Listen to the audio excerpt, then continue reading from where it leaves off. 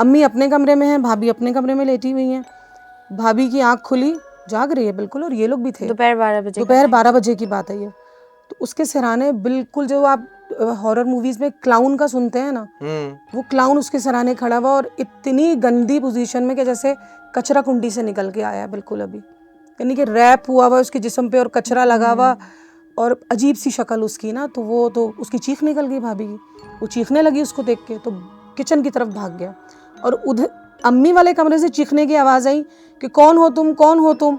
कोई लेडी उनके कमरे में थी, इनके भेस में थी, इनके भेस में मेरी थी। शक्ल में कोई लेडी उनके कमरे में थी। तो वो भागने लगी वहाँ से, यहाँ से ये भागी हैं दोनों, मतलब दोनों का, सास बहू का क्लैश हो रहा है लाउंज में। मेरी मामी किचन में चीख रही थी और नानू कमरे में चीख रही थी। ऑब्वियसली उनकी एज ज़्यादा है तो मैंने पहले उनको देखना प्रेफर किया।